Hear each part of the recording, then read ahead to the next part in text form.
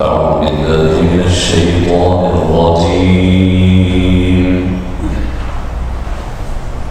بسم الله الرحمن الرحيم.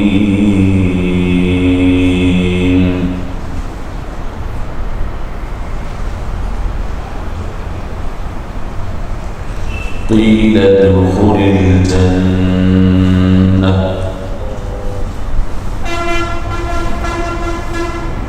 قال يا ليت قومي يعلمون بما غفر لي ربي وجعلني من المكرمين.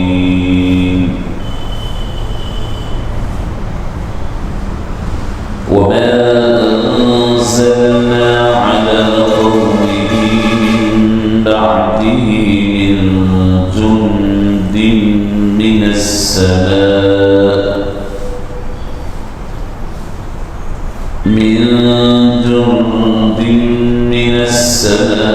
وما كنا منزلين. إن كانت إلا صيحة واحدة فإذا هم خامدون.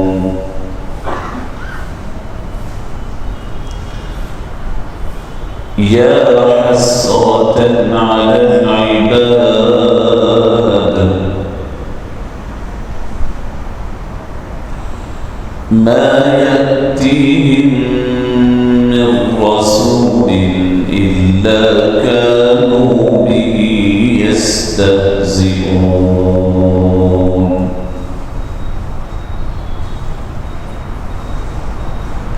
ألم يروا كم أهلكنا قبلهم من القرون أنهم إليهم لا يرجعون.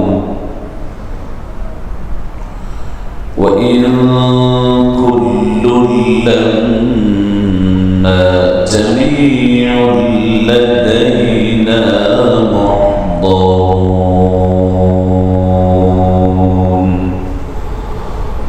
صدق الله العظيم.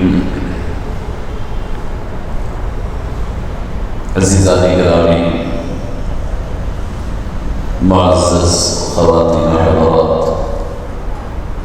السلام علیکم ورحمۃ اللہ وبرکاتہ. یہ جس میں لکھ کے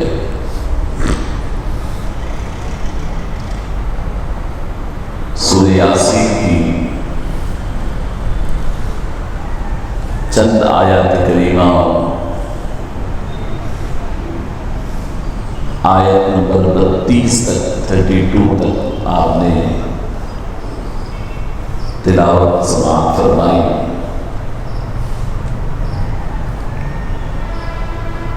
سب سے پہلے میں پروردگار عالم کی بارگاہ میں دست دعاؤں کہ رب ذوالجلال اس کمترین کو اپنے کلام عزیز کے متعلق وہ باتیں کہنے کی توفیق نصیب فرمائے جو اللہ کی مرضی ہو، جو اللہ بندوں تک پہنچانا چاہتا ہو، اور ہم تمام کو جو کچھ سن رہے ہیں اس پر عمل کی توفیق نصیب فرمائے، اور ہمارے اعمال کو رب العالمین اپنی بارگاہ میں شرف قبولیت سے نوازے.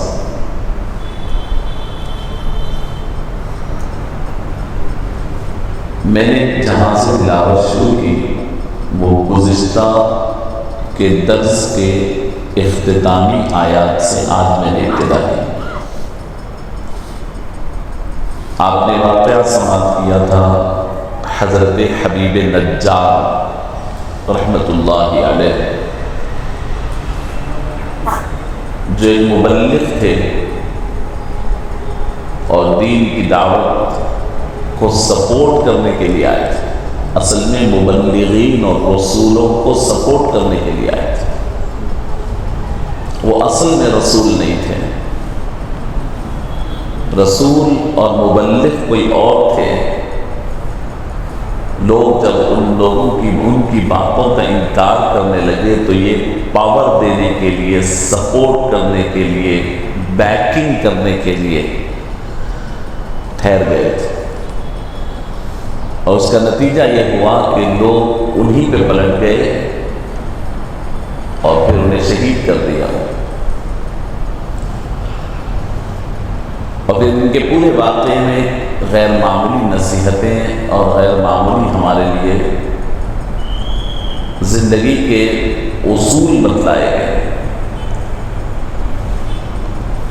جو الفاظ اللہ رب العزت نے قرآن مجید میں ان کے کلام اللہ ہے، لیکن کلام الناس لوگوں کی بات کو اس کے اندر رکھا، ان لوگوں کی جو اللہ کے چہیتے ہیں۔ حضرت حبیب نجار جب وہ شہید ہو گئے، روح ان کی نکل گئی، جب ان کی روح پہنچی آسمانوں میں، ہر بندے کی پہنچتی ہے، لیکن حبیب نجار چونکہ شہید ہوئے ہیں تو ان کی روح نیکوکاروں کے مقام پر یا بدکاروں کے مقام پر نہیں رہی، بلکہ ان کی روح کو اللہ نے جنت میں داخلہ نصیب فرما دیا، اور وہاں سے جنت سے یہ اپنی آرزو اور اپنی حسرت کا اظہار کر رہے ہیں۔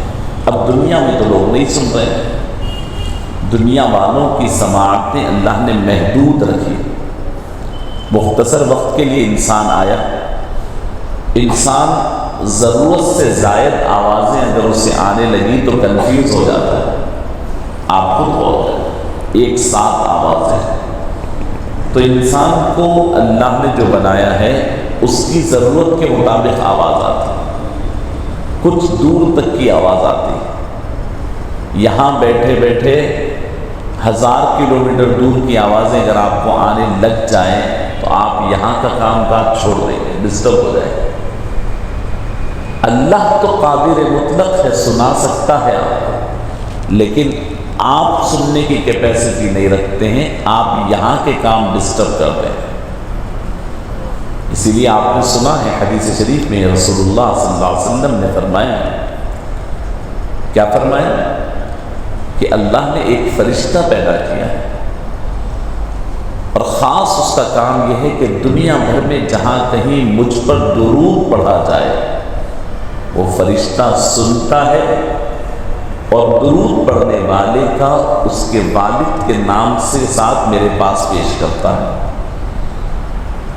یعنی ایسی قدرت والا فرشتہ اللہ نے پیدا کیا جو پوری دنیا بھر کے مختلف زبانوں میں پڑھے جانے والے درودوں کو سنتا ہے۔ درود آہستہ بھی پڑھا جاتا ہے، درود زور سے بھی پڑھا جاتا ہے، درود مائک میں بھی پڑھا جاتا ہے، درود دل میں بھی پڑھا جاتا ہے۔ فرشتہ کیسے سنتا ہے، کہاں کہاں سے سنتا ہے؟ تو وہ مالک جو فرشتے کو سنوا سکتا ہے تو انسان کو تو بطور رقم سنا سکتا ہے، لیکن اللہ رب العزت نے اپنی مصلحت کی وجہ سے نہیں سنایا۔ یہی وجہ حبیب نجار جب جنت میں پہنچے اور وہاں جو ان کی عزت کی گئی، وَجَعَلَنِي مِنَ الْمُكْرَمِينَ، میرے مالک تو نے جو مجھے عزت دیا ہے کاش کہ میری قوم دیکھ لیتے۔ کیا کہہ رہے ہیں؟ تو ان کی آواز اس دنیا سے اس دنیا میں آنا پاسبل ہے، بندوں کا سننا پاسبل نہیں ہے۔ اس لیے احادیث میں آپ اور بات بھی سنتے ہیں، رسول اللہ صلی اللہ علیہ وسلم فرماتے ہیں کہ جب بندہ دینی تعلیم حاصل کرنے کے لیے گھر سے نکلتا ہے تو سمندروں کی مچھلیاں اس کے لیے دعا کرتی، چونٹیاں اپنے بلوں میں اس کے لیے دعا کرتی، چرند پرند درند سب دعائیں کرتے ہیں، اور یہ دعائیں انسان اور جن کے علاوہ پوری مخلوق سنتی ہے۔ حاجی جب لبیک کہتا ہے تو اس کے لبیک کے ساتھ پوری مخلوقات لبیک کہتی ہے، اللہ انسان کے کان پہ پردہ ڈال دیا ہے، انسان نہیں سن سکتا۔ مطلب یہ ہے اس کائنات میں بہت ساری حقیقتیں بھی ہے، بہت ساری آوازیں بھی ہیں، بہت ساری ریالٹیز بھی ہیں جس پر اللہ نے انسان کو پردہ ڈال دیا ہے، کہا کہ تم مت پڑھو اس میں، کیونکہ تم ایک بڑے مقصد کے لیے آئے ہوئے ہو، کنسنٹریشن کے ساتھ اپنا کام کر کے چلے جاؤ۔ تو اب حبیب نجار کی بات یہاں پہنچانا تھا، میسیج تھا، اللہ رب العزت نے قرآن میں ان کا میسیج پہنچایا۔ قرآن مجید نے فرمایا اب یہ تو وہاں چلے گئے تھے، وہاں جانے کے بعد ان کی فیلنگز کیا ہے، ان کے احساسات کیا ہے، وہ بول کیا رہے ہیں۔ تو کیا کہا اس نے؟ قیل ادخل الجنہ، جب حبیب نجار کو یہ کہا گیا آئیے تشریف لائیے جنت میں داخل ہو جائیے، فوراً داخل ہوتے ہی جیسے ہمارا اب آپ کا مزاج ہوتا ہے، جب غیر معمولی خوشنما مقام پر آپ پہنچتے ہیں، بہت زبردست ایریے میں آپ پہنچتے ہیں، تو اندر سے آپ کو یہ فیل ہوتا ہے کہ کاش میں فلاں میری فیملی کے ساتھ یہاں آتا، کاش میرے فلاں لوگ اگر آج ہوتے تو ان کو میں دکھاتا۔ تو بالکل یہی فیلنگ جنت میں قدم رکھنے کے بعد حبیب نجار کی ہوئی۔ قال یا لیت قومی یعلمون، کاش کہ میری قوم یہ جان لیتی، کیا بما غفر لی ربی، کہ میرے اللہ نے، میرے رب نے مجھے کیسے معاف کیا، وجعلنی من المکرمین، اور مجھے کیسے عزتوں سے نوازا ہے، ریسپیکٹ مجھے۔ میں اس آیت کو گزشتہ پڑھا، لیکن پھر آج بھی پڑھنے کی ضرورت کیوں نہیں؟ اس میں 2-3 باتیں آپ کے سامنے وضاحت کرنی ہیں۔ اس میں پہلی بات یہ ہے کہ ہم لوگوں کا تصور عام طور پر یہ ہے کہ انسان کی روح نکل جانے کے بعد انسان مر جاتا ہے۔ بڑی غور سے سنیں، ہم سمجھتے ہیں کہ بس اب اس کی زندگی اینڈ ہو گئی، اب اس میں کوئی حس اور احساس نہیں ہے، روح جسم سے الگ ہو گئی تو بس اب اس کی زندگی ختم ہو گئی۔ لیکن یاد رکھیں قرآن کا یہ نظریہ نہیں ہے، قرآن کا یہ تصور نہیں ہے۔ ہاں دنیا کی زندگی اینڈ ہو گئی، اب آپ کے دنیا کا نام اعمال لپیٹ دیا جائے گا، اب آپ کے کیے ہوئے اعمال، اب آپ کو کوئی عمل کرنے کی گنجائش نہیں ہوگی۔ اب یہاں سے آپ کی اپنے رشتہ داریاں، اپنے فیلنگز جو ظاہری طور پر، عمومی طور پر جو ہوتے تھے، جو ضروریات تھے آپ تک، کھانا پینا، یہ تمام چیزیں ختم ہو جائیں گی۔ اس کے باوجود حیات برزخی شروع ہو گئی، زندگی کے الگ الگ انداز ہیں۔ انسان اس دنیا میں آنے سے پہلے ماں کے پیٹ میں تھا۔ آپ بتائیے کہ یہاں پانی ہے، مسجد میں حوض ہے، اس پانی کے اندر ہم میں سے بڑا اپنی سانس پر محنت کرنے والا پانی میں ناک بند کر کر، منہ بند کر کر کتنے منٹ رہ سکتا ہے؟ چند منٹ بہت پریکٹس کرنے والا، 2 منٹ، 3 منٹ، 5 منٹ، 10 منٹ، اس کے بعد سانس لینے کی کوشش کرے گا، پانی اندر جائے گا اور مر جائے گا۔ یہ اس دنیا کا اصول ہے۔ اور ماں کے پیٹ میں آپ معلوم کیجئے کہ انسان اور بچہ پانی میں رہتا ہے، اگر پانی کم ہو جائے تو ڈاکٹر کہتا ہے کہ دیکھو ماں کے پیٹ میں پانی کم ہو رہا ہے، واہ میرے مالک، ہارٹ بیٹنگ چل رہی ہے، آنکھ بن گئے ہیں، ناک بن گئی ہے، منہ بن گیا ہے، ماں کے پیٹ میں ہے، کہہ میں ہے، پانی میں، سانس کیسے لے رہا ہے، کیا حالات ہے اس کے؟ بتایا کہ وہ دنیا الگ ہے، اس کے اصول الگ ہیں۔ ہاں اس کی چند فیلنگز یہاں کی فیلنگ سے ملتے جلتے، جیسے سنے گا وہ بھی، ماں کے پیٹ میں رہنے والا بھی سنے گا، دیکھے گا نہیں، آنکھ بند ہوتی ہے، کان کھلے ہوتے ہیں، احساسات ہو گئے، دنیا کے زندگی کے اثرات ماں کے پیٹ والے پر بھی پڑے گا، کچھ سملیرٹیز اس کو وہاں پر ہوگی اس دنیا کی زندگی سے قریب۔ ایسے ہی دنیا کی زندگی برزخی زندگی سے بالکل الگ نہیں ہے، اس میں کچھ نہ کچھ سملیرٹیز ہیں۔ ہمارا یہ سوچنا کہ انتقال ہو گیا، ابھی ایک یہ نان لیونگ تھنگ کی طرح باڈی ہو گئی، کوئی پتھر یا کوئی کپڑا یا کوئی ایسی چیز کی طرح ہو گئی، لے جاؤ اور قبر میں ڈال دو، بند کر دو، یہ بس کوئی اہمیت نہیں ہے، یہ اسلامک مینٹیلٹی نہیں ہے۔ انتقال کے بعد بھی برزخی زندگی شروع ہو جاتی ہے، وہ بھی ایک زندگی ہے۔ ہاں، یہ زندگی سے وہ زندگی مختلف ہے، جیسے ماں کی پیٹ کی زندگی سے دنیا کی زندگی مختلف ہے، وہاں کے اصول یہاں کے اصول میں فرق ہے۔ انتقال ہو جاتا ہے لیکن فیلنگز، احساسات، غم اور خوشی کے آثار انتقال کے بعد بھی مردے پر بھی اس کے آثار ہوتے ہیں۔ آپ کو قرآن سناتا ہوں،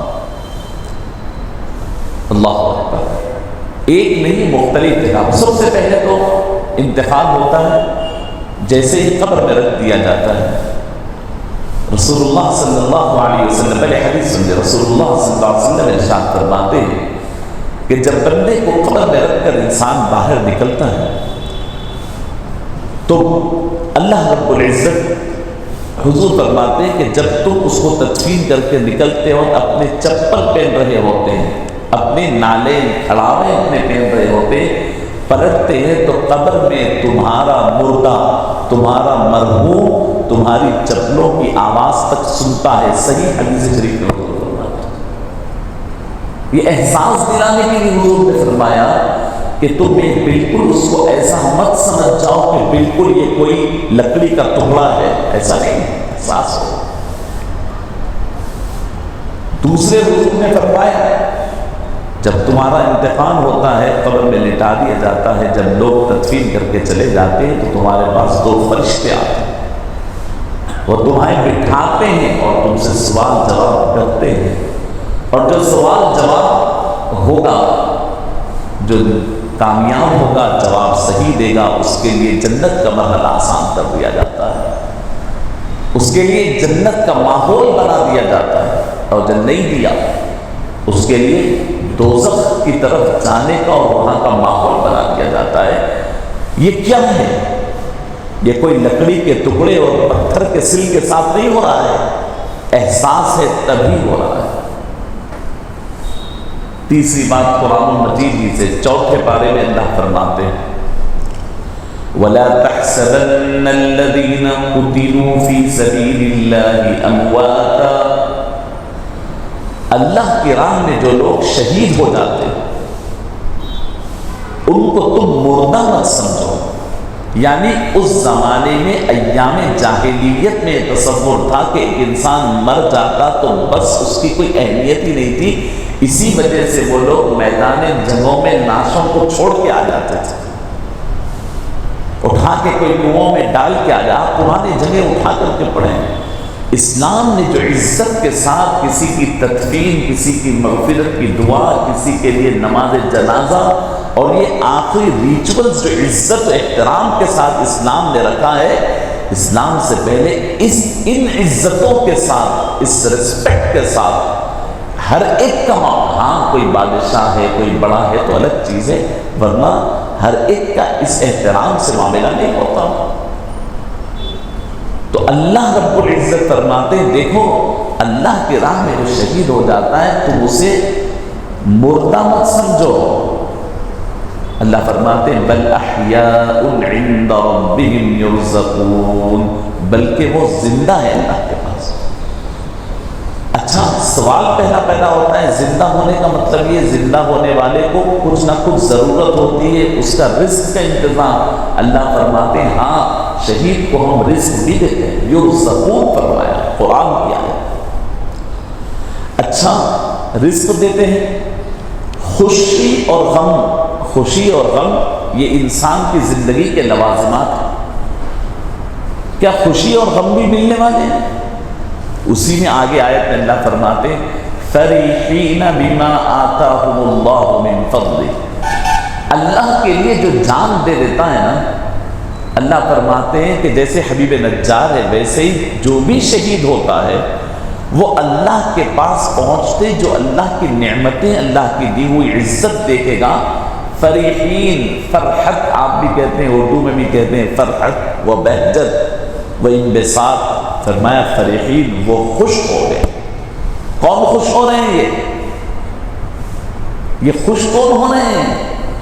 یہ وہی جس کو آپ مردہ کہہ رہے ہیں، مر گئے کہہ رہے ہیں، فریحین اور خوش ہو رہے ہیں۔ کن باتوں پر؟ جو اللہ نے ان کو دے دیا ہے۔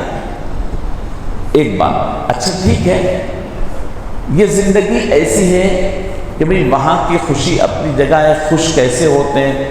فرمایا اچھا اس سے ہمارا کیا تعلق؟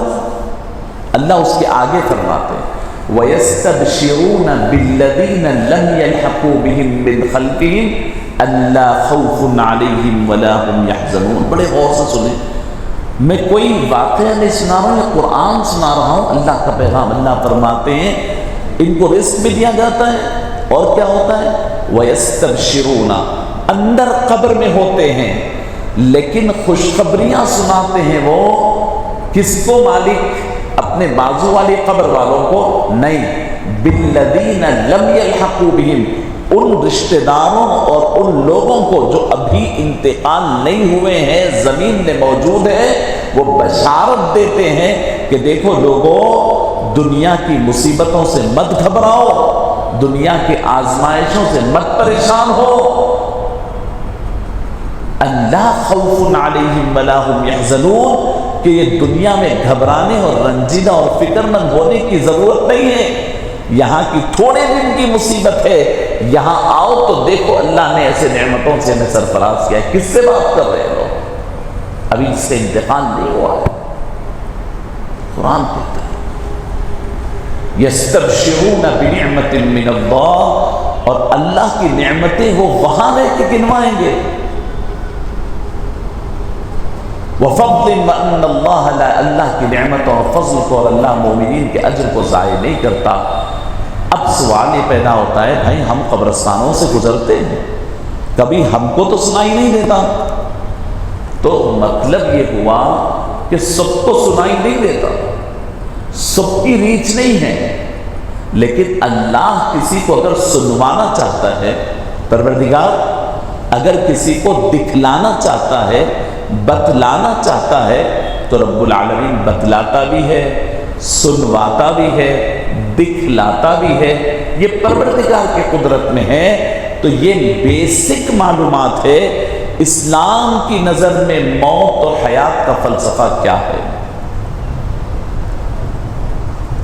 ایک مرتبہ پروردگار جب انسان کو پیدا کر دیتا ہے تو پھر اس کو موت نہیں آتی، وہ منتقل ہوتے رہتا ہے عالم ارواح سے عالم دنیا، عالم دنیا سے عالم برزخ، عالم ارواح، پھر عالم محشر، عالم آخرت، پھر جنت، پھر دوزخ۔ یہ شفٹ ہوتا ہے ایک جگہ سے دوسری جگہ، یہ ختم نہیں ہوتا، فنا نہیں ہوتا، بالکل ناپید نہیں ہو جاتا، وہ شفٹ ہو جاتا ہے ایک جگہ سے دوسری جگہ تک۔ اب اس کے اپنے پوزیشن، اس کے اپنے مقام، اور پھر اللہ کی مرضی پہ ڈیپینڈ ہے کہ اس عالم سے اس عالم میں اس کی کیا کنیکٹیوٹی اللہ برقرار رکھتا ہے۔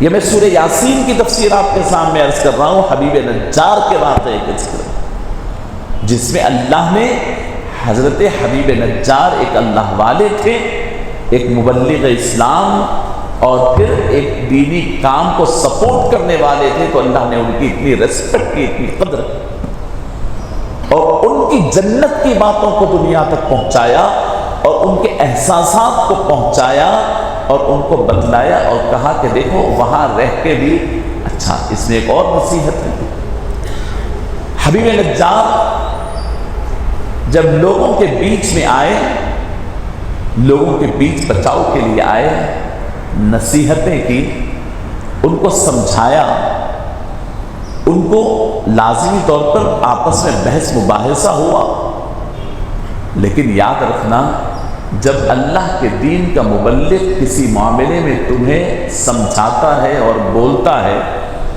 اور کوئی سختی بھی کرتا ہے تو وہ اس کی مستقل اور ہمیشہ کی نہیں ہوتی، وہ جب وقت گزر جاتا ہے تو تمہارا خیر خواہ ہی ہوتا ہے، چاہے تم ان کے ساتھ کتنا کیسا ہی رویہ اختیار کرو۔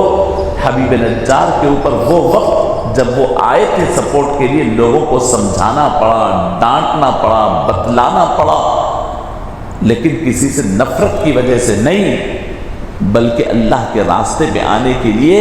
یہی وجہ ہے کہ جنت پہ پہنچنے کے بعد بھی اللہ رب العزت سے وہ یہ نہیں مانگتے ہیں کہ میرے مالک انہوں نے میری گردن توڑ دی، تو بھی ان کی گردن توڑ دے، انہوں نے میرے ہاتھ توڑ دیے، تو بھی توڑ دے، بلکہ یہ کہتے کہ کاش میری قوم یہ جان لیتی کہ میرا اللہ مجھے کیسے معاف کیا اور کیسے عزت کیا۔ یہاں آپ کو ایک اور بات عرض کروں، بڑی عظیم بات انہوں نے کہی، وَجَعَلَنِي مِنَ الْمُكْرَمِينَ۔ اللہ اکبر، اللہ نے کیسی میری ریسپیکٹ کی اور عزت دی۔ یہ اللہ سے متعلق بندے کا ایک بہترین اور خوشنما پہلو ہے۔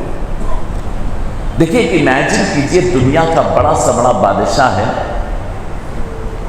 بانٹتا ہے نعمتیں، بادشاہ ہے، اعلان کر رہا ہے کہ آؤ میرے خزانے سے تم لے جاؤ، لوگ آتے ہیں خزانے سے لے کر جا رہے ہیں، بڑا دیالو بادشاہ ہے، لیکن اس بادشاہ کی نظر میں آپ کی عزت ہے یا نہیں ہے، یہ بھی بڑا سوال ہے۔ جب کوئی چیز فری میں انسان بانٹتا ہے نا، آپ بھی ڈر کے جائیے، میں پورا گوڈاؤن بھر دیا، آؤ لے کے جاتے جاؤ، تو جن کو دے رہا ہوں میں ان کی ریسپیکٹ، ان کی قدر بھی میرے پاس ہے یا نہیں ہے، ان کو میں کیسے دیکھتا ہوں، یہ بڑا سوال ہے۔ اکثر دنیا کے لوگ جب لوگوں میں فری میں تقسیم کرتے ہیں، دیالو ہوتے ہیں، وہ لوگ ان کو ضرورت مند سمجھ کے دیتے ہیں، اور اکثر لوگ ان کی عزت اور ریسپیکٹ کا لحاظ نہیں رکھتے، یہاں تک کہ کوئی ملتا بھی نہیں، نوکروں سے ٹھہرا کے تقسیم کرا دیتے ہیں، ملاقات صاحب سے نہیں ہو سکتی، تمہارے کو جو ہونا ہے لے کر جاؤ، لوگ ضرورت مند ہوتے لے کر جاتے ہیں۔ یہاں بڑی بات انہوں نے کہی، انہوں نے کہا کہ میرا پروردگار نہ صرف مجھے معاف کیا بلکہ مجھے عزت دی، بما غفر لی ربی وجعلنی من المکرمین، مجھے وی آئی پیز میں شامل کیا۔ مکرمین کا اگر ترجمہ آج کروں تو وی آئی پیز، جسے آپ استقبال کرتے ہیں، آپ ریسیو کرتے ہیں، پروردگار نے مجھے عزت دی، فرشتوں نے نہیں، پروردگار نے عزت، وجعلنی بما غفر لی ربی، میرے رب نے، اور مجھے عزت ہو۔ کیسی عزت ہے مالک، اللہ اکبر۔ رسول اللہ صلی اللہ علیہ وسلم، چند باتیں اس میں سن لیں۔ رسول اللہ صلی اللہ علیہ وسلم نے ارشاد فرمایا، اللہ رب العزت مزے لے لے کے، میں الفاظ یہ ہم کو سمجھ میں آنے کے لیے استعمال کر رہا ہوں، اللہ کی شان اس سے بہت بڑی ہے۔ رسول اللہ صلی اللہ علیہ وسلم فرماتے ہیں کہ اللہ رب العزت ایک مرتبہ یعنی دو لوگوں کو بلائیں گے، دو لوگوں کا معاملہ حضور کے سامنے پیش، اللہ رب العزت کے بارگاہ میں پیش ہوگا، دونوں بڑے گناہگار، زندگی تمام گناہوں میں گزاری، ایمان پہ خاتمہ ہو گیا، اللہ رب العزت کے پاس آئے، فرشتوں نے پورے نام اعمال کو ٹٹولا، کوئی نیکی نہیں ہے، کہ جس کے ہیلے میں سے ہی انہیں معاف کر دے۔ فیصلہ ہو گیا کہ یہ دونوں دوزخی ہے۔ اللہ رب العزت نے فرمایا کہ جاؤ، دونوں دوزخ میں چلے جاؤ۔ ایک شخص نے سنا، سنتے ہی تیز تیز تیز تیز تیز دوڑنے لگا دوزخ کی طرف۔ دوسرا شخص کو جیسے ہی اطلاع دی گئی دوزخ تمہارا مقدر ہے، تو آہستہ آہستہ چلنے لگا۔ ہر 4 قدم 2 قدم کے بعد پلٹ پلٹ کر اللہ رب العزت کو دیکھتا، پلٹ پلٹ کر مالک کو دیکھتا۔ اللہ رب العزت نے دونوں کو واپس بلایا، پوچھا کیا بات ہے، پہلے تو بتا کہ تیرے دوڑنے کی وجہ کیا ہے؟ میں دوزخ میں جانے کے لیے کہا، غلط تو نہیں سن لیا؟ دوزخ میں جا رہا ہے اتنا تیز تیز؟ تو کہا کہ میرے مالک، آج مجھے احساس ہو رہا ہے کہ تو نے دنیا کی زندگی دی تھی، میں نے تیری ہر بات کی نافرمانی کی، کبھی تیری بات کو خوشی سے ایکسپٹ نہیں کیا، اور مرنے کے بعد اندازہ ہوا کتنا بے وفا ہوں، میرا مالک سب کچھ دیا لیکن میں نے میرے اللہ کی کوئی بات نہیں مانی۔ کاش میرا اللہ آج کوئی حکم دے دے تو میں مان لوں۔ تو آپ نے یہ حکم دیا دوزخ میں جانے کے لیے، میں نے نہیں دیکھا کہ دوزخ میں جانا ہے جنت میں، مجھے صرف مزہ یہ آیا کہ آپ کی بات مان۔ دوڑنے لگا میں، مالک تو کہاں جانا ہے میں نے دیکھا۔ اندر سے کہا کہ آج تو مان لے، رب کے حکم پہ دوڑنا شروع کر۔ اللہ رب العزت نے بال اٹھایا، فرمایا تو بول، تو آہستہ آہستہ کیوں جا رہا تھا، پلٹ پلٹ کر کیوں دیکھ رہا تھا؟ اس نے کہا کہ مالک میں بھی بڑا گناہ کار، میں بھی بڑا خطا کار، گناہ کرتا رہا، لیکن میں نے اپنے بڑوں سے سنا تھا کہ میرا اللہ بہت رحم کرنے والا ہے، میرا اللہ بہت محبت کرنے والا ہے۔ آپ نے جب فرمایا جاؤ دوزخ میں، تو میرا دل اندر سے کہہ رہا تھا کہ اللہ پاک میرے کو نہیں جانے دیں گے، تو میں بار بار پلٹ کے دیکھ رہا تھا کہ اچھا آپ جاؤ، بولنا صحیح بھی مجھے، آپ مجھے صحیح بھی جاؤ، میں جاؤں۔ مجھے یہ اندازہ ہو رہا تھا کہ میرا اللہ مجھے جانے نہیں دے گا، جانے سے پہلے روک لے گا۔ پروردگار عالم نے ان دونوں کو دوزخ کا فیصلہ کینسل کر کے دونوں کو جنت میں بھیج دیا۔ اللہ رب العزت اپنے بندوں کی نیتوں کی قدر کرتے ہیں، ارادوں کی قدر کرتے ہیں۔ اللہ کے حبیب صلی اللہ علیہ وسلم فرماتے ہیں، اللہ نے فرمایا انا عند ظن عبدی بی، میرا بندہ مجھ سے جو امید رکھتا ہے میں وہ دیتا ہوں۔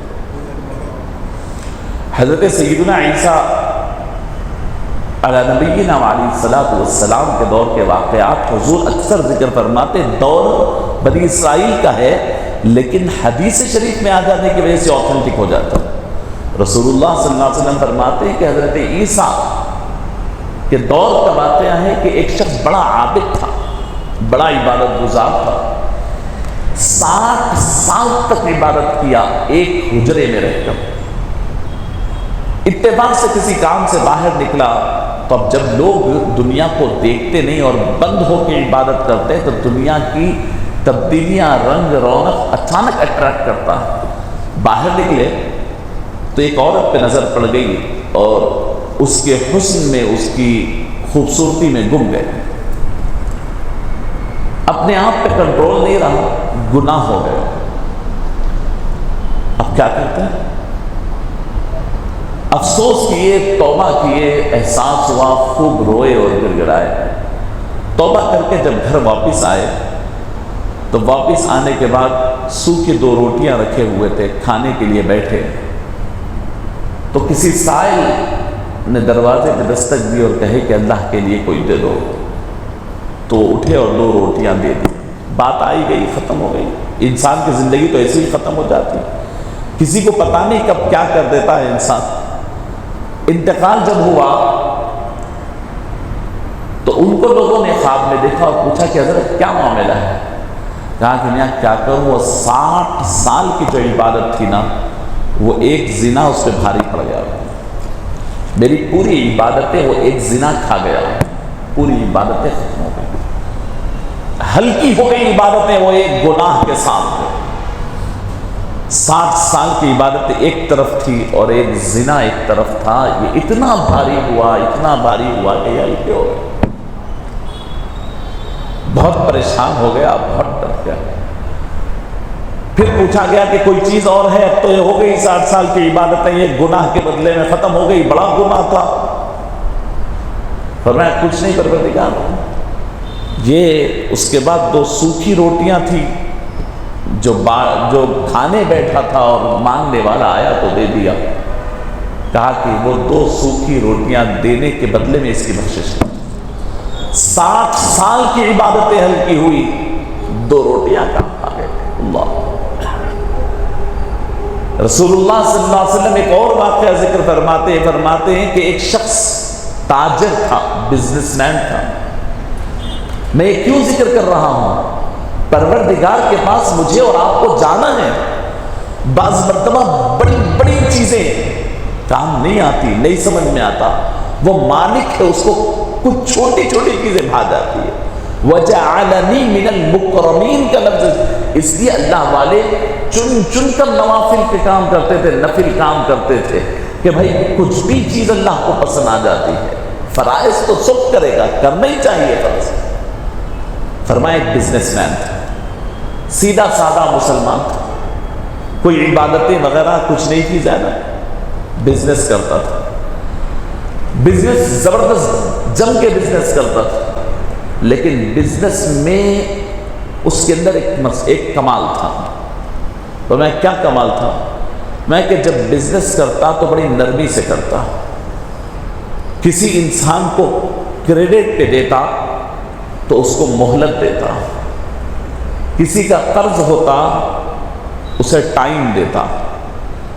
کب تولتا تو تھوڑا جھکتا تولتا ہمدردی سے کہ چلو 2 چیز زیادہ ہی آ جائے اسے. یعنی اپنی دکان پہ بیٹھتا ضرور تھا لیکن دل میں لوگوں سے نرمی کرتا تھا. قرض کوئی دینے کے لیے مشکل ہوتی ٹائم بڑھا دیتا, کوئی نہیں دے سکتا اسے معاف کر دیتا, لوگوں کے تول میں نرمی کرتا, قیمت بہت واجبی لیتا.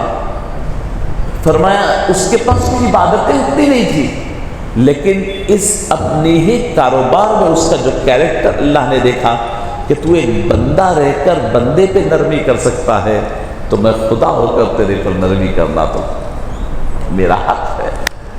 تو جب بندہ ہو کر بندے کو معاف کر سکتا ہے, جو تیرا دینا باقی ہے تو تو بھی میرا دینا باقی ہے, میں تجھے معاف کرتا ہوں. اللہ نے اس بنیاد پہ اس سے بات کی. اللہ سیدنا عیسیٰ علیہ نبینا علیہ الصلوۃ والسلام ہی کے دور کا حضرت عیسیٰ ایک مرتبہ قبرستان سے گزر رہے ہیں. دیکھا کہ قبر میں عذاب ہو رہا ہے. میں اور آپ تو نہیں دیکھ سکتے, قبر بند ہوتی ہے. فرشتے آئے ہوئے عذاب دے رہے ہیں. انبیاء کرام کو اس بات کا حکم ہوتا ہے کہ اللہ کی مرضی جہاں جو ہو رہا ہے ہونے دو, ہر جگہ انٹرفیئر نہ ہو. دیکھتے ہیں, ان کا کام دیکھنا ہے, دیکھتے ہیں. گزر گئے. اسی قبرستان سے واپس چند روز کے بعد واپس ہو رہے تھے, دیکھا کہ عذاب ختم ہو گیا, عذاب نہیں ہے. اور قبر کے عذاب کے بارے میں یاد رکھے وہ لیمیٹڈ نہیں ہوتا. مرنے کے بعد جب آپ سوال جواب ہو گئے تو اس کے بعد جو بھی کیفیت آپ پہ طاری ہے تو قیامت تک طاری. اللہ اکبر, اللہ اکبر, قیامت تک طاری. وہی حالات الا یہ کہ کوئی تمہاری, کیونکہ نیکیاں تو پورے جو ہے وہ پہلے سے اور قیامت میں فیصلے ہوں گے. اب کوئی تمہاری اولاد تمہارے لیے دعا کر کے اب تمہارا عذاب اٹھا دے, یا تمہارے لیے کوئی اور کچھ کر کے عذاب اٹھا دے, ورنہ تو امپاسبل ہے. فرمایا کہ میں جاتے وقت تو عذاب دیکھا, واپس آتے وقت عذاب نہیں ہے. رک گئے, مصلی بچھا کر عبادت میں مصروف ہوئے. پروردگار سے بات کی, میرے مالک مجھے بتا اس بندے کا عذاب کہاں گیا اور کیوں رک گیا. اللہ رب العزت نے حضرت عیسیٰ ہے انبیاء کرام سے اللہ وحی فرماتے, وحی فرمائی کہ عیسیٰ یہ نوجوان انتقال جب کیا تو اس کی بیوی پریگننٹ تھی. اللہ اکبر, یہ بڑا گناہگار تھا. اس کو گناہوں کی سزا مل رہی تھی. اس کے دفن ہونے کے بعد چند دن کے بعد بچہ پیدا ہوا. اس کو عذاب ہو ہی رہا تھا. بچہ تھوڑا سا بڑا ہوا, اس کو عذاب ہو ہی رہا تھا. بچہ 1 2 سال کا ہوا, اس کو عذاب ہو ہی رہا تھا. بچہ 3 سال 4 سال کا ہوا, عذاب میں مبتلا تھا 4 سال. بچہ بولنے کے لائق ہوا تو اس کی ماں نے معلم کو رکھا کر کے اسے ہماری معرفت, ہمارا ذکر کرنا سکھایا. اور آج وہ دن ہے جب بچہ وہاں بیٹھ کر کے میرا نام لے رہا ہے تو مجھے خیال آیا کہ جس کا بچہ زمین کے اوپر میرا نام یاد کرے اس کے باپ کو زمین کے اندر میں کیسے عذاب دوں. لہذا میں نے عذاب اٹھا لیا. یہ اللہ کی طرف سے ریسپیکٹ ہے آپ کے چھوٹے چھوٹے عمل کی. میں آپ کو بتا رہا ہوں چھوٹی چھوٹی بات کی وَجَعَلَنِي مِنَ الْمُكْرَمِينَ کی تفسیر آپ کو بتا رہا ہوں. اللہ بہت عزت دے. میں گزشتہ بھی 1-2 واقعات آپ کے سامنے ذکر کیا. میرے اللہ کے پاس کوانٹٹی نہیں چاہیے اللہ کو. ارے 100 سال کی عبادت ہے, 40 سال کی عبادت ہے, 60 سال کی عبادت ہے, 70 سال کی عبادت ہے, میں اتنا دین گا. ارے نہیں چاہیے کوانٹٹی اللہ کو. کیجئے کنٹینیوسلی کنیکٹیوٹی کے ساتھ آپ کرتے جائیے, لیکن اس میں سے کوئی ایک ادا خدا کو پسند آئے گی, وہ ادا کا خیال رکھو کیا ہو سکتا ہے. ایسے سینکڑوں چیزیں ہیں جو ہے چھوٹی چھوٹی. آپ دیکھیں کسی نے کتے کو پانی پلا دیا تو معاف کر دیا, کسی نے بلی کو پانی پلا دیا تو معاف کر دیا. اللہ اکبر. تو بہرحال یہ میں عرض کرنا تھا وَجَعَلَنِي مِنَ الْمُكْرَمِينَ. تو یہاں سے آگے بات اللہ فرماتے ہیں وَمَا أَنزَلْنَا عَلَىٰ قَوْمِهِ مِن بَعْدِهِ مِن جُنْدٍ مِّنَ السَّمَاءِ وَمَا كُنَّا مُنزِلِينَ. اب یہ قوم, اب ایک اصول اللہ کا احتیاط ہے. ہماری امت سے پہلے سینکڑوں امتوں کو اللہ نے ہلاک کیا, انجام تک پہنچایا, لیکن اس میں اللہ رب العزت بڑی ڈھیل دیتے ہیں. پھر وہ جو مانگے دیتے ہیں, اس کے بعد موقع دے کر اس کے بعد ان کو پکڑ کرتے ہیں. آپ دیکھیے حضرت عیسیٰ کی قوم حضرت عیسیٰ کی مسلسل نافرمانی کرتی رہی, نافرمانی کرتے اور معجزہ مانگتے. آ کے آخر میں مانگے کہ اللہ اے عیسیٰ آپ اللہ سے کیا کریے, ہمارے لیے ایک دسترخوان مانگے, بہترین سجا ہوا دسترخوان ہو, اس میں آسمان سے غذائیں آئے, ہم بیٹھ کر کھائیں گے, تب آپ کو نبی مانیں گے. 7ویں پارے میں ہے سورۃ المائدہ کے آخر میں حضرت عیسیٰ نے اللہ سے دعا کی. بڑا غور سے سنے گا. دعا کر کے فرمایا کہ اللہ ربنا انزل علینا مائدۃ من السماء, اے اللہ آسمان سے دسترخوان میری قوم کے لیے نازل کر دیجئے, یہ بڑا خوشی کا دن ہوگا. اللہ رب العزت جو ریپلائی کیے نا, کیا فرمایا, عیسیٰ ہم آپ کی بات سن رہے ہیں, یہ لوگ آج تک نافرمانی کرتے رہے, ہم برداشت کرتے رہے, نظر انداز کرتے رہے, اب یہ ہم سے مانگ رہے ہیں, ہم دیں گے. دسترخوان نازل کرنے کے بعد اگر نافرمانی کرے, جب اگر بات نہ مانے تو پھر ایسا عذاب دوں گا کہ اولین و آخرین یاد کرے. اب تک کچھ بھی نہیں, تم اپنے طور پہ غفلت میں ٹھیک ہے, جب تم دلیل مانگ رہے میں دوں گا, اور دینے کے بعد اگر تم کریں گے تو پھر ایسا عذاب دوں گا کہ وہ عذاب نہ پہلے والوں کو دیا تھا نہ بعد والوں کو ویسا عذاب دوں. ایسے ہی قوم ثمود, حضرت صالح علیہ السلام تبلیغ کر رہے ہیں, کوئی مان رہا ہے کوئی نہیں مان رہا ہے, 90% لوگ نہیں مان رہے ہیں. اب شرارت کو آ کے کہتے ہیں کہ اگر آپ نبی ہے تو یہ پہاڑ کے بیچوں بیچ سے اونٹ کو نکال دیں. کہا اللہ رب العزت سے, انہوں نے دعا کی مالک میری قوم یہ مانگ رہے ہیں. اللہ رب العزت نے فرمایا کہ اب تک آپ بول رہے ہیں, یہ سنیں نہیں سنیں ٹھیک ہے, اگر یہ مانگ رہے ہیں میں اونٹ نکالوں گا, لیکن اس کے بعد اگر نہیں مانے تو ان کو نہیں چھوڑوں. یہ اللہ کا مزاج ہے، عادت ہے اللہ۔ سادے سیدھے طریقے سے رہو، جو دیے لے لو، کبھی پوچھتے کبھی نہیں پوچھتے، آزمائش نہیں ہوتی، یاد رکھو۔ لیکن جب تم مانگ مانگ کے کوئی چیز لیتے ہو تو پھر تمہارے اوپر کیمرے ایکسٹرا فٹ ہو جائیں گے، پھر تم سے مطالبے بھی سخت ہوں گے، پھر تمہاری نگرانی بھی سخت ہوگی، غلطی پھر کرو گے تو پکڑ ہوگی۔ اللہ یاد، یہ ہمارے لیے بھی ہے، جو اللہ نے مقدر میں لکھا ہے اس کو سادگی سے لے لو اور ویسے ہی سادی زندگی گزارو، اور جو تم کرے اللہ کے پاس قبول ہے، جو نہیں کرے اللہ نظر انداز کر رہا ہے، سادہ سیدھا زندگی گزر جائے گی۔ لیکن اگر اللہ کی مقدرات کے علاوہ تمہیں اور خواہشیں اور مانگ مانگ کر، منتیں مانگ کر، سماجتوں کے ساتھ زبردستی تم اللہ کو منوا کر لینا چاہو گے تو پھر اس کے انجام اور اس کے بعد تمہاری پکڑ کے لیے بھی تم تیار رہنا کہ پکڑ بھی اتنی سختی ہوگی۔ پہلے اللہ کی مرضی سے اللہ جو مقدرات میں دے رہا تھا اس میں کبھی تم اس کے بعد تھوڑی اطاعت میں سستی بھی ہوتی تو چلتا کا مطلب یہ ہے معافی چاہو، معاف کر دیں گے، مہلت دیں گے توبہ کے لیے، پکڑ اتنی سخت نہیں ہوگی۔ لیکن جب تم خوب گڑ گڑا کر، مانگ کر، منتیں مانگ کر لوگے تو پھر اس کے بعد قدر بھی ویسی مانگی جائے گی۔ یہ میں کیوں عرض کر رہا ہوں؟ آج کل مقدرات پر بھروسہ کم ہو گیا ہے ہمارا۔ اللہ نے فرمایا میں جس کو چاہے بیٹے دیتا ہوں، جس کو چاہے بیٹیاں دیتا ہوں، جس کو چاہے بانجھ رکھتا ہوں، یہ اللہ کی مرضی مقدر۔ بندے کو اس پہ راضی ہو جانا چاہیے، کیونکہ اللہ تمہارے اور میرے لیے بہتر کرتا ہے۔ کس کو بچوں بیٹوں کو پالنے کی کیپیسٹی ہے اس کو بیٹے دیتے ہیں، جس کو بیٹیوں کو پالنے کی کیپیسٹی ہے بیٹیاں دیتے ہیں، جس کو دونوں کو پالنے کی کیپیسٹی ہے دونوں دیتے ہیں، جس کے پاس یہ سمجھتے ہیں کہ شاید دینے سے اس کو پرابلمز شاید کوئی ایسی آئیں گے جو نہیں جھیل پائے گا، اسے نہیں دیتے ہیں۔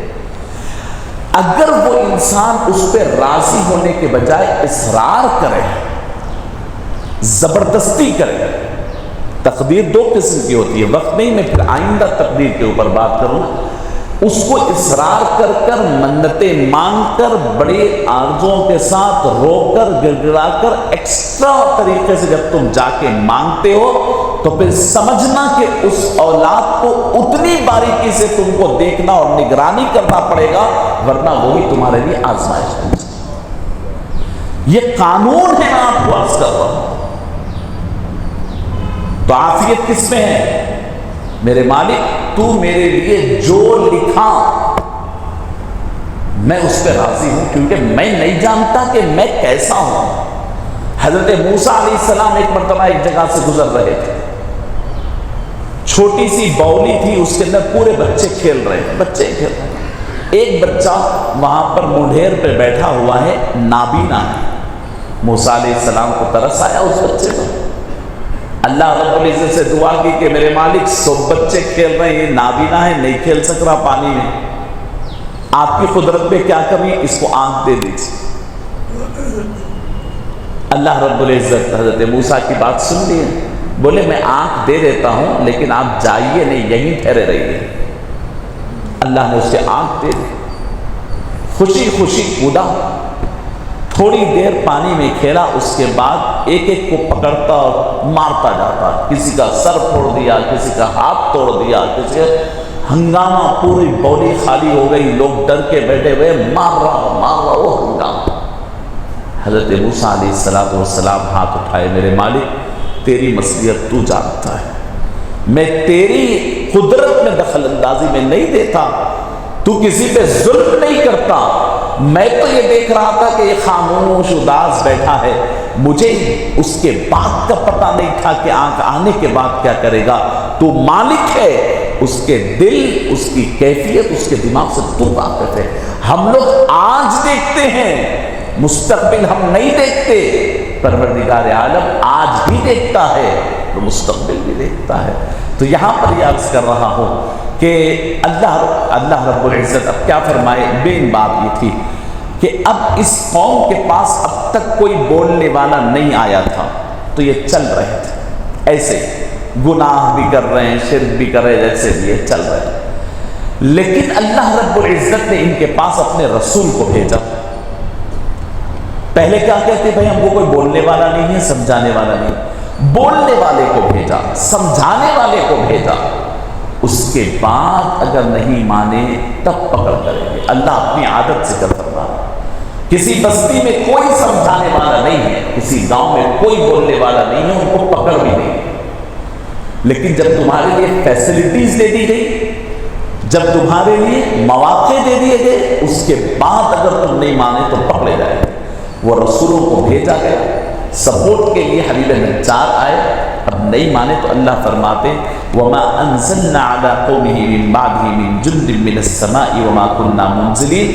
اب تمہاری نافرمانیوں کے لیے ہمیں آسمان سے فوج اتارنے کی ضرورت نہیں۔ وَمَا أَنزَلْنَا عَلَىٰ قَوْمِهِ مِن بَعْدِهِ مِن جُندٍ، کسی قوم پر ہم آسمان سے ہمیں فوج کو اتارنے کی ضرورت نہیں ہے۔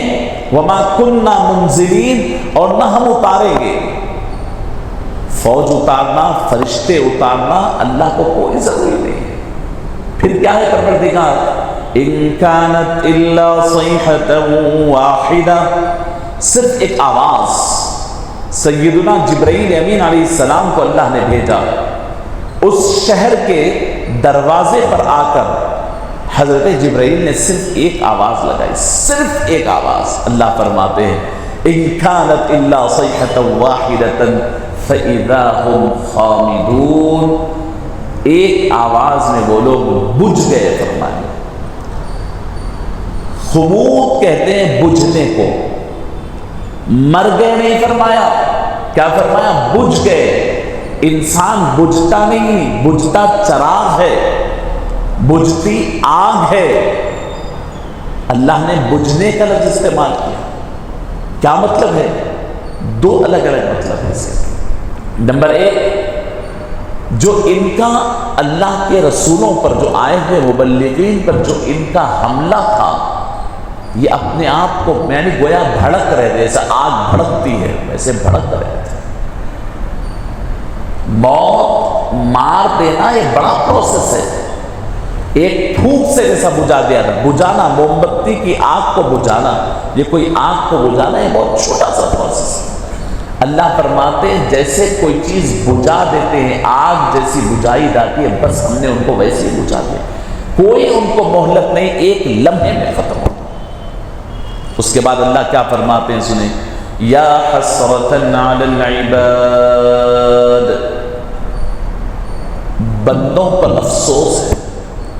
یہ اصل میں افسوس خدا کو نہیں ہوتا، یاد رکھیں خدا کی ذات اس سے بہت بلند ہے۔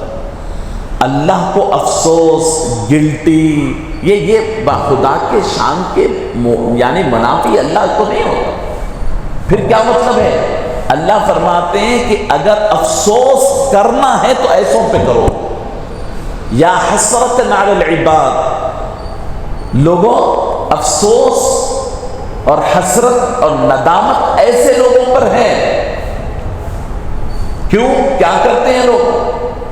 اتنے ناقدر اللہ فرماتے ہیں ما یأتیہم من رسول الا کانوا بہ یستہزئون، انسانوں پہ یہ افسوسناک حالت ان کی یہ ہے کہ ہم جب کبھی ہمارا چہیتا رسول بھیجتے ہیں تو یہ لوگ ان کا مذاق اڑاتے ہیں۔ آپ اندازہ کریں انسان ہے، ارے ہمارا معاملہ یہ ہے کہ ہم گھر میں ایک شریف انسان اپنی بیوی کا مذاق نہیں اڑاتا، ایک عزت دار گھرانے کا انسان اپنے پڑوس کا مذاق نہیں اڑاتا، ایک انسان ایک عزت دار گھرانے کے آدمی کو اپنے باپ کے سامنے جانا ہے تو سنجیدگی سے جاتا ہے، مذاق دور کی باتیں سوچ نہیں سکتا۔ لیکن انسانوں میں بعض انسان اتنے بد اخلاق، بدتمیز اور اتنے سخت دل ہو جاتے ہیں کہ پروردگار عالم کا رسول آتا ہے تو ان کا بھی خیال نہیں ہوتا، ان کا مذاق اڑاتے ہیں۔ کتنی بڑی بات ہے۔ ما یأتیہم من رسول الا کانوا بہ یستہزئون، سیدنا آدم سے لے کر کے حضرت عیسیٰ تک اور رسول اللہ صلی اللہ علیہ وسلم تک اللہ نے فرمایا کہ یہ ایسے لوگوں کو ہم نے دیکھا ہے کہ رسول اللہ کا آتا ہے، یہ لوگ مذاق بناتے ہیں، اس کا ہنسی اڑاتے ہیں، ٹھٹا کرتے ہیں انبیاء کا مذاق۔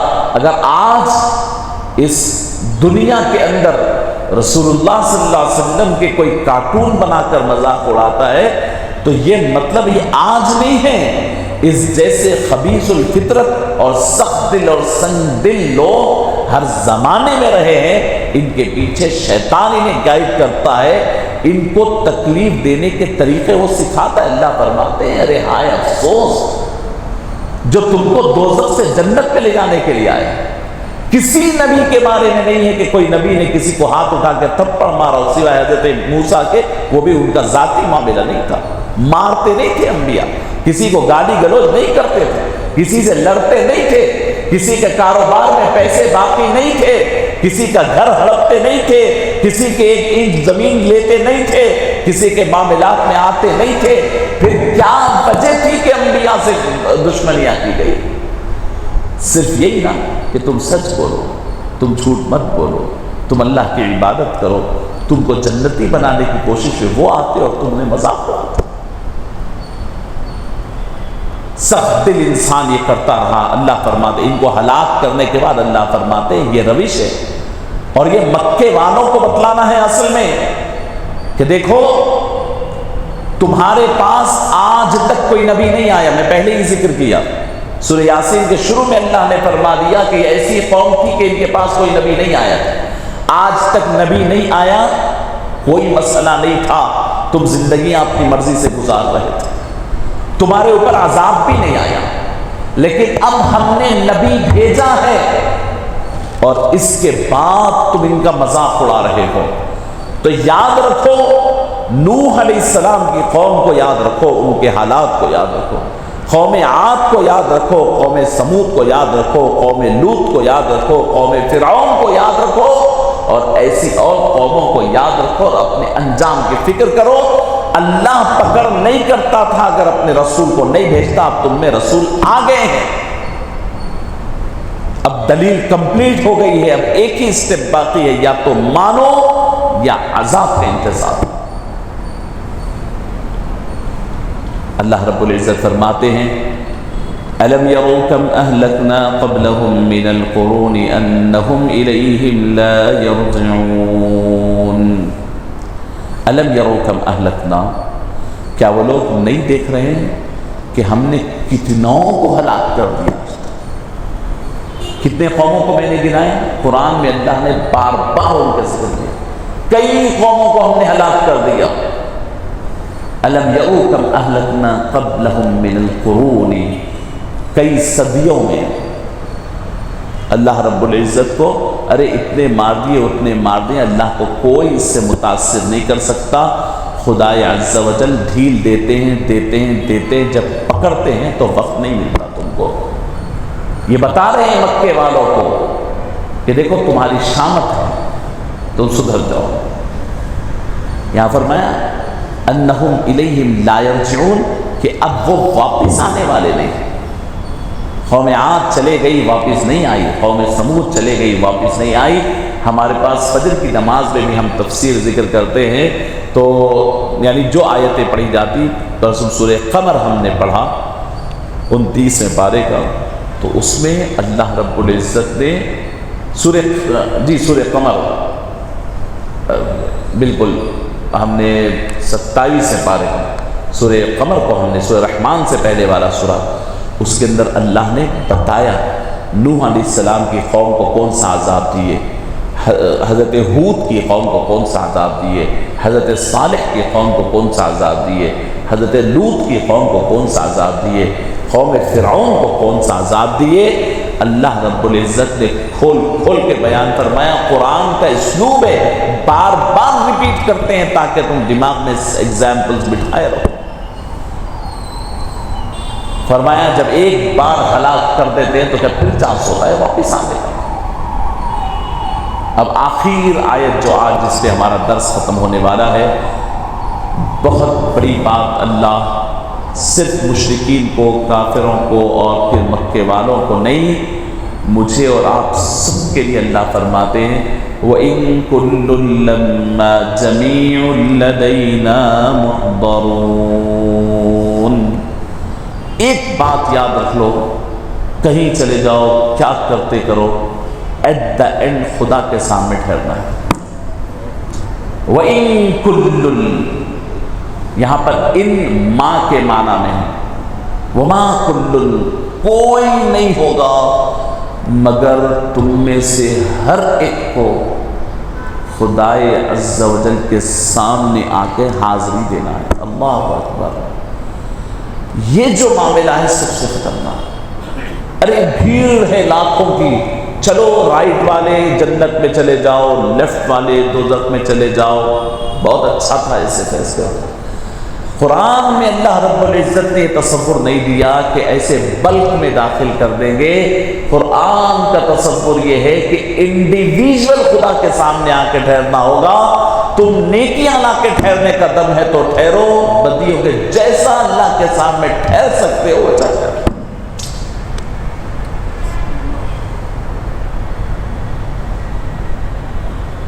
اللہ اکبر۔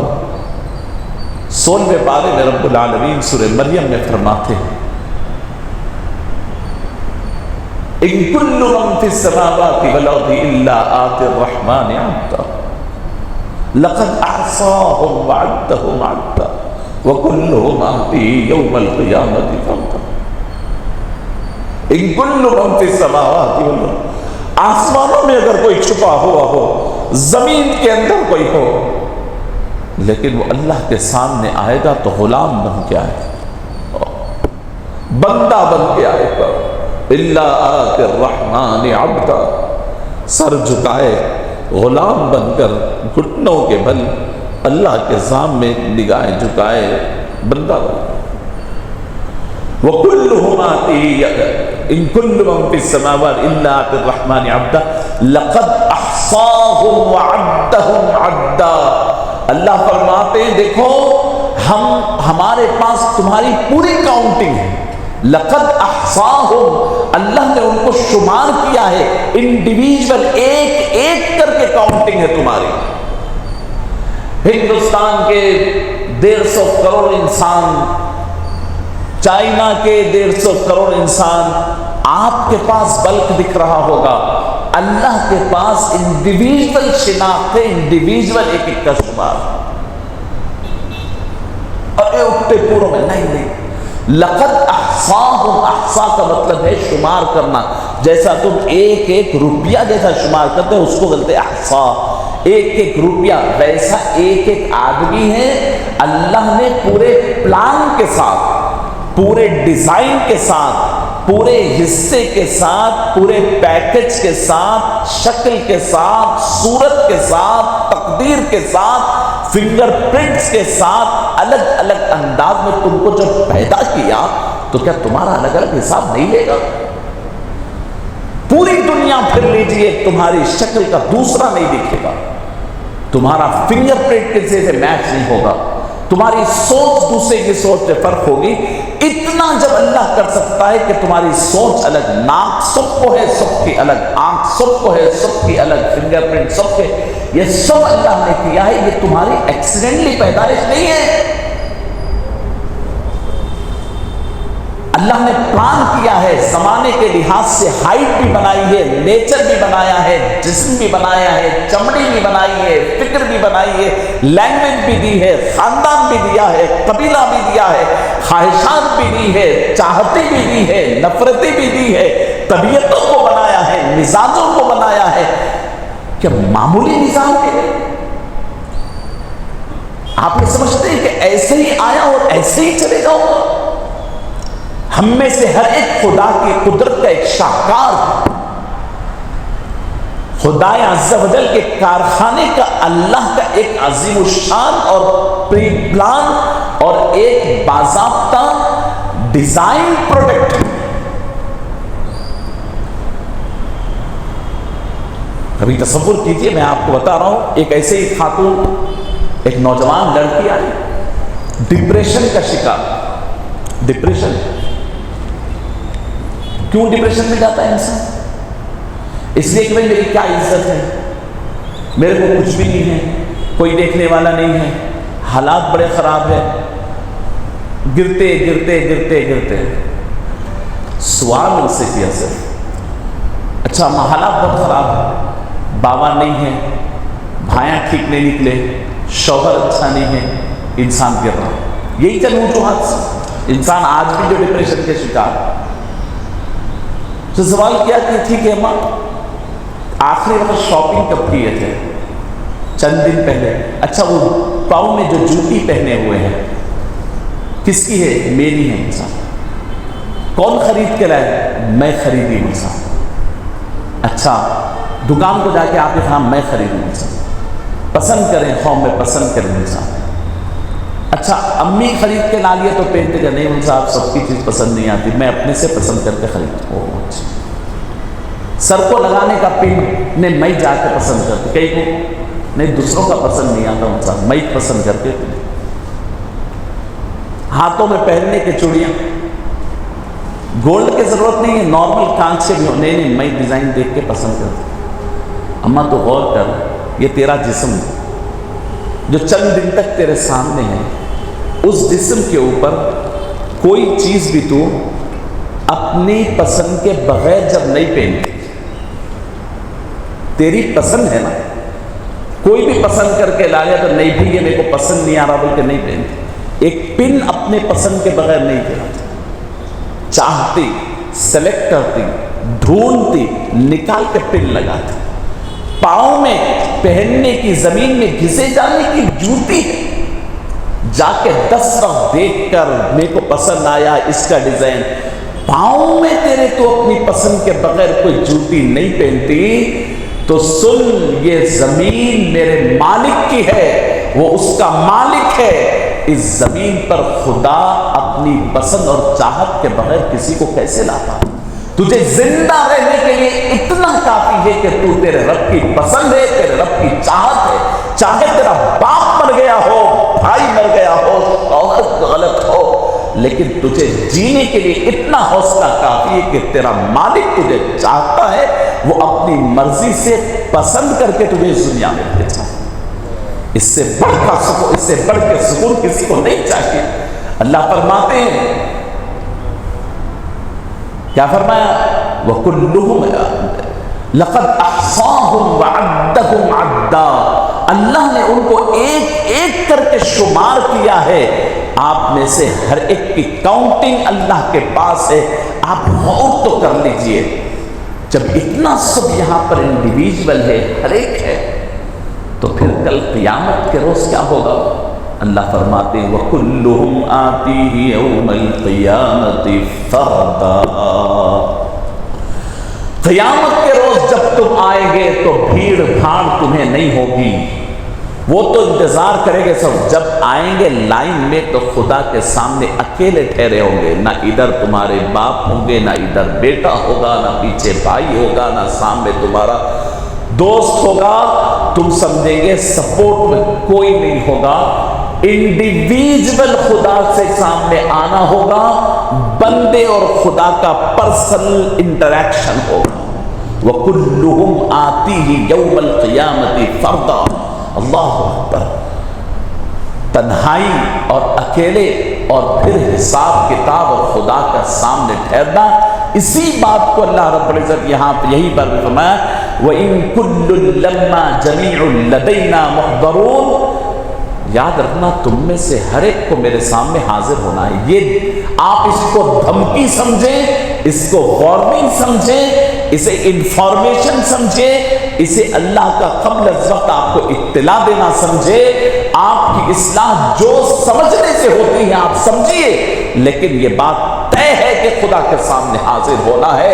تمہارا جو پروفیشن ہو، تمہارا جو حالات ہو، یہاں لوگوں کو بول دیں گے نہیں ابا کا انتقال ہو گیا تو میں ایسا ہو گیا، نہیں پریشانیاں زیادہ تھے تو میں ایسا ہو گیا، نہیں معاشی تنگی تھی تو میں ایسا ہو گیا، نہیں بزنس بہت چل رہا تھا تو میں ایسا ہو گیا۔ بول لو جو بولنا ہے لوگوں کو،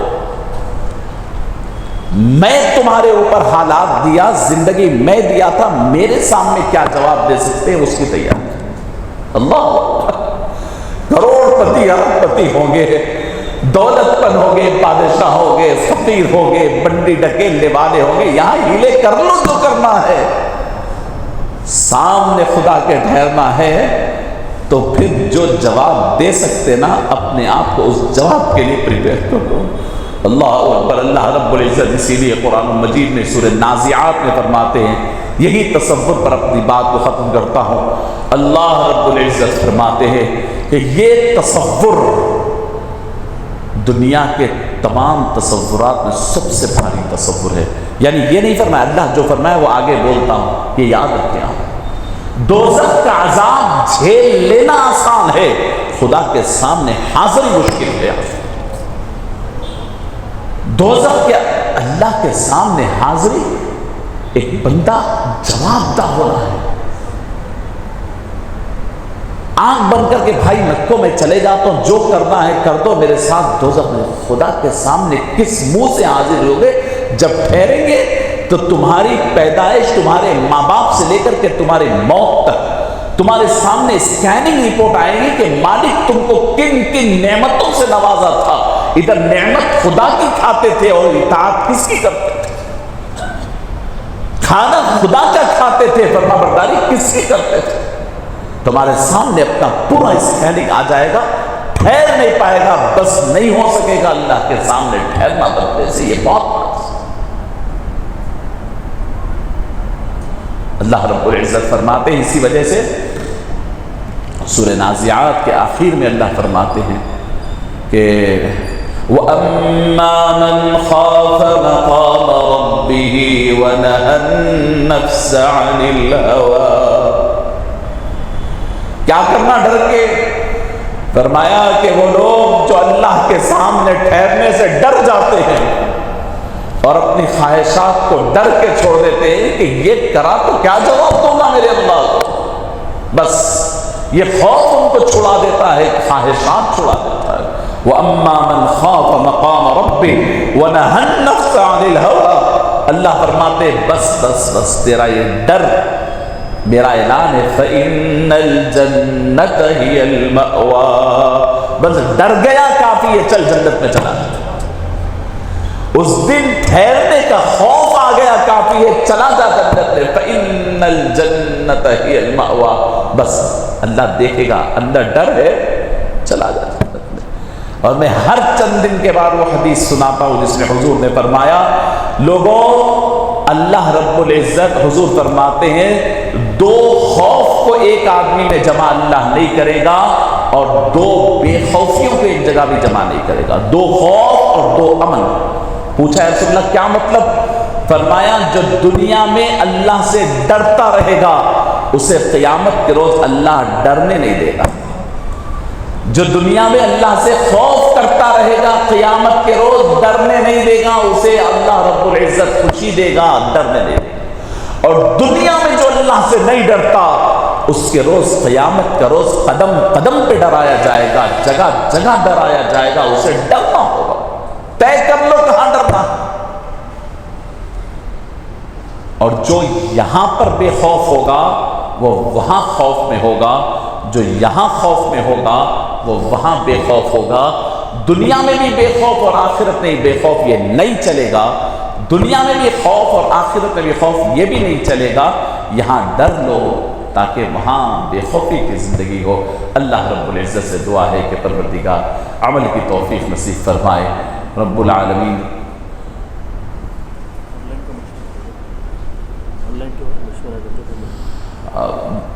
اللہ رب العزت ہمارے اس محفل کو قبول فرمائے رب العالمین۔ جو نصیحتیں اپنے کلام پاک سے ہم تک پہنچانا چاہتے ہیں میرے اللہ اس پہ عمل کی توفیق نصیب فرما۔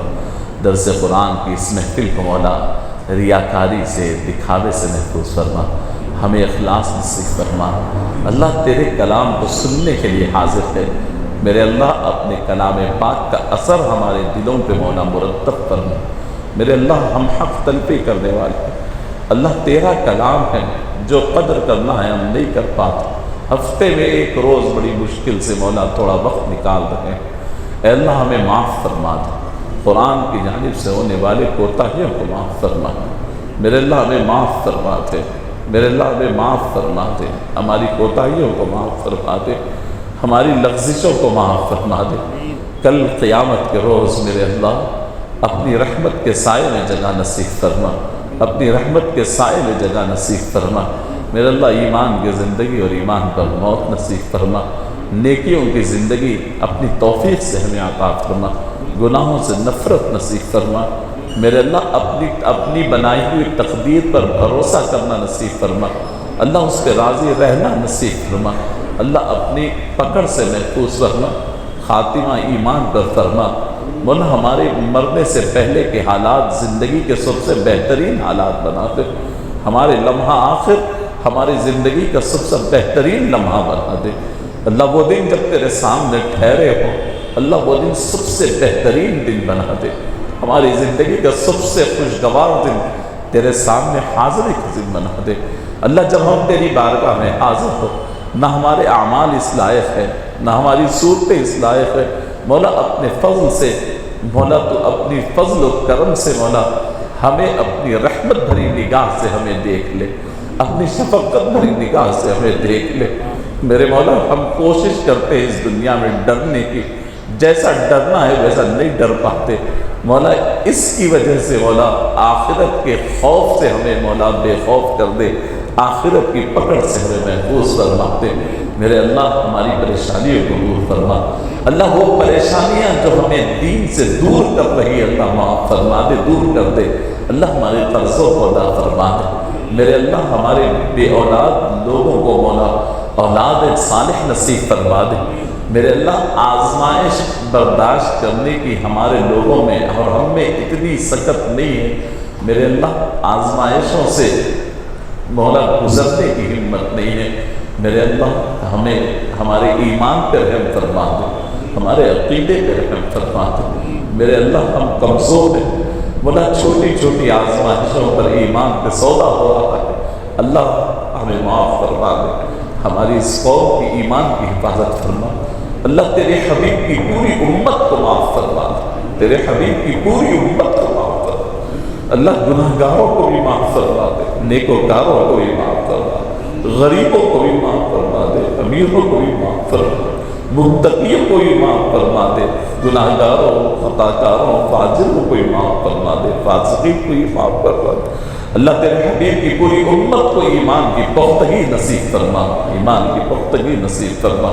ربنا تقبل منا انك انت السميع العليم وتب علينا انك انت التواب الرحيم، وصلى الله تعالى على خير خلقه سيدنا محمد وعلى آله وأصحابه وأزواجه وذرياته وأهل بيته وسلم تسليما كثيرا كثيرا برحمتك يا أرحم الراحمين، برحمتك يا أرحم الراحمين، والحمد لله رب العالمين۔